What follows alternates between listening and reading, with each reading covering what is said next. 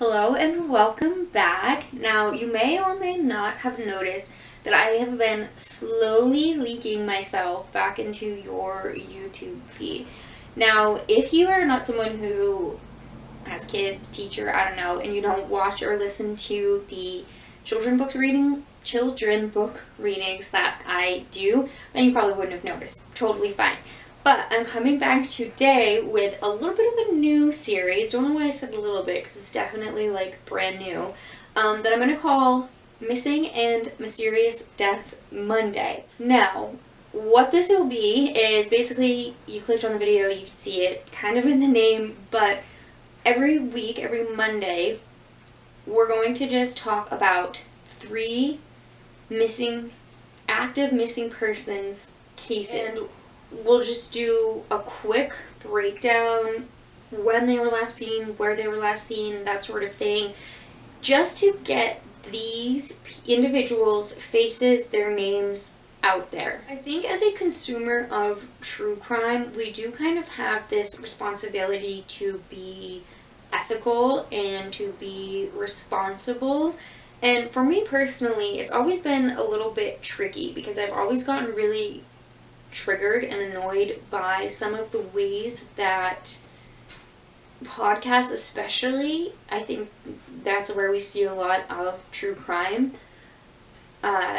exist in this true crime space in such a way where they are just not giving it, I feel like, the respect that it deserves. These are the worst things that have ever happened to these people or happened to the loved ones of these people.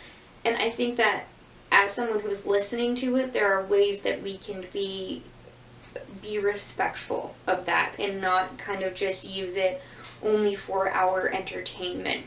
So one of those ways that I think that we can do that is by focusing our attention towards missing persons. Because not that stories that have been solved or are well known don't deserve to be told. They do.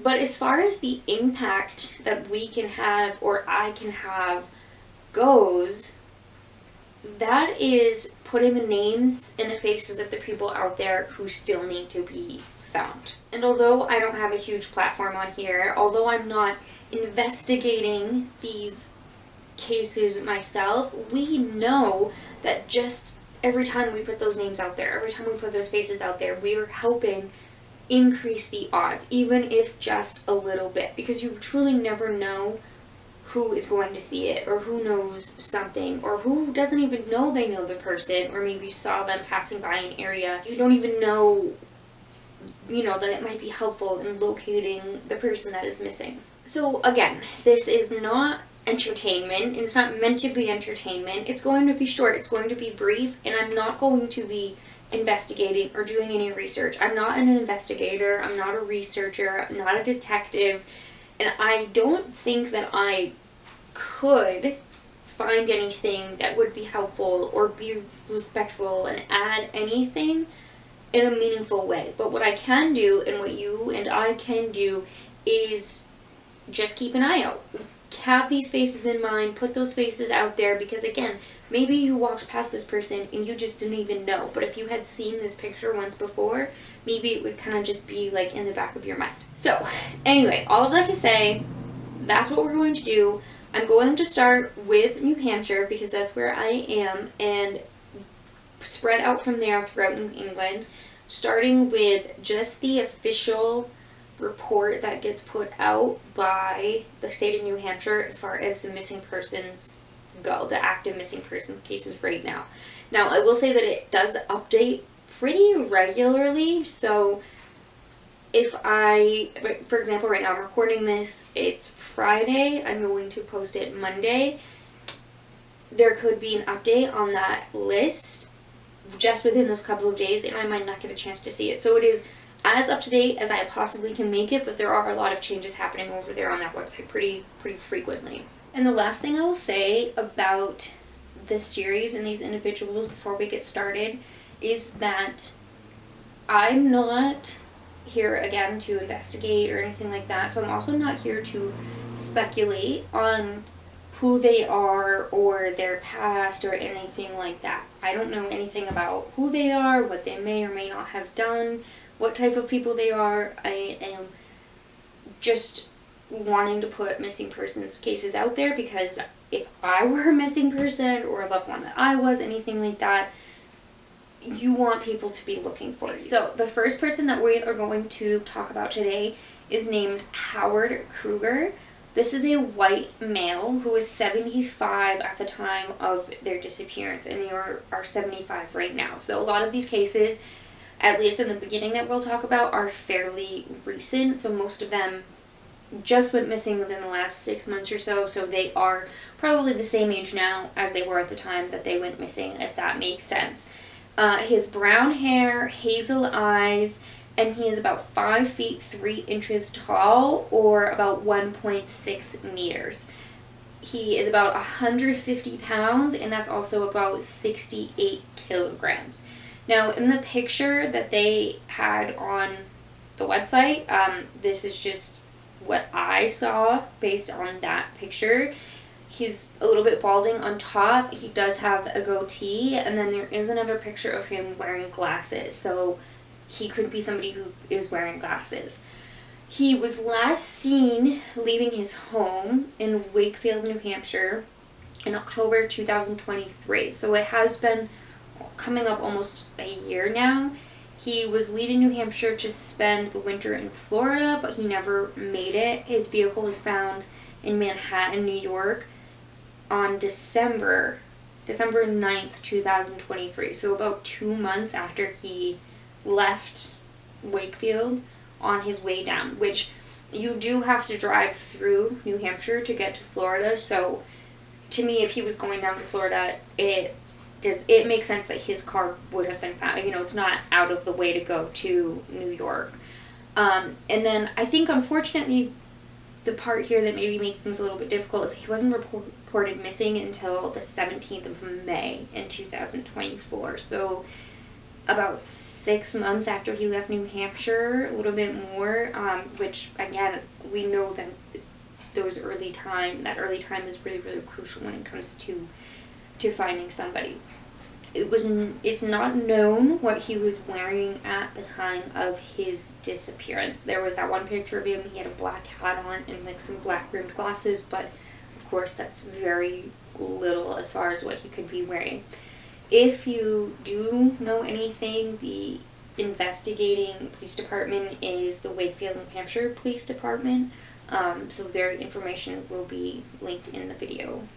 The next person on our list is Michael Doubleday. He is a white male, 62 years old currently, also 62 years old at time of disappearance. He has gray hair, brown eyes. He is about 5 feet 6 inches, 1.7 meters, 160 pounds, 73 kilograms. And again, in the picture that they have posted on the website, you can see that he's a little bit balding on top and again has a goatee. Now, he was missing from his home on South Fruit Street in Concord, New Hampshire, and he was last seen on the morning of 27 March 2024, so earlier this year, and thankfully he was reported missing the next day, so right away.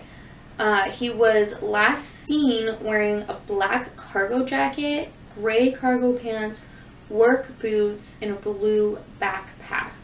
Now, he's known to use the Concord bus around the city, or traveling by foot. I don't think that, so when he left his house on that morning, I don't think people knew really if he, I mean, I think he left on foot, but not really sure if he was going to the bus station or just walking, something like that. If you know anything about this case or you know who this individual is, please contact the Concord, New Hampshire Police Department. The last individual that we are going to talk about today is Ravi Graves. The description of him on the website says that he's a white male. I in no way want to generalize, but I do think that it's important when it comes to identify or finding the person that, you know, trying to find someone if they're missing, knowing what they actually look like so that you know who to look for. And I think that there is some inaccuracy or some bit of information missing.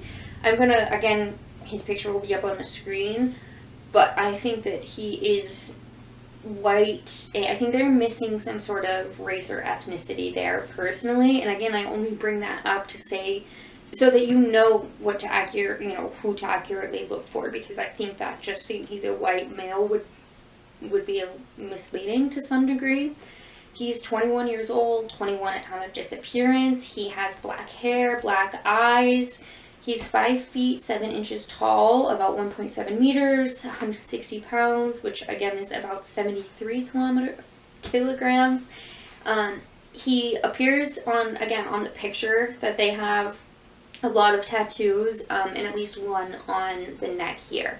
He was reported missing earlier this year in March, on the 15th. Doesn't state when he was last seen, though. So I don't know if he was last seen March, reported March, or when that, what that timeline looks like there. Again, unknown what he was last wearing, but he did leave a note, apparently, in his apartment in Rochester, New Hampshire, saying that he was, quote, taking his life into his own hands. I think that automatically gives the impression of taking your own life to some degree, but, and of course I'm no expert, but I think typically when that happens, it's hard to conceal your own body if you have taken your own life, so I don't think it's very common that someone takes their own life and their body is not found. So for me personally, that would make me think it is not, that he didn't actually do that, but of course I don't know.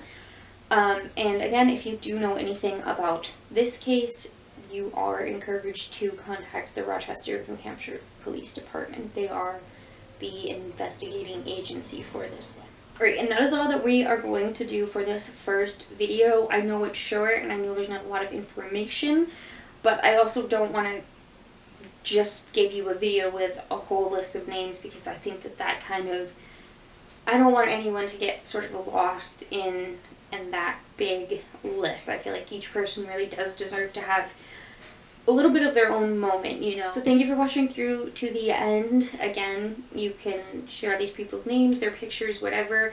I do wish that there were a little bit more information about these individuals. I tried to do just like a quick Google search. I looked on Facebook, things like that, and there really is nothing, which surprises me that people go missing and there's not even like a short local news article. Again, I'm in New Hampshire, and some of these people went missing in the town where I live, and there's not even like a local news report or anything like that, which is pretty surprising to me, that a person goes missing and no one really knows.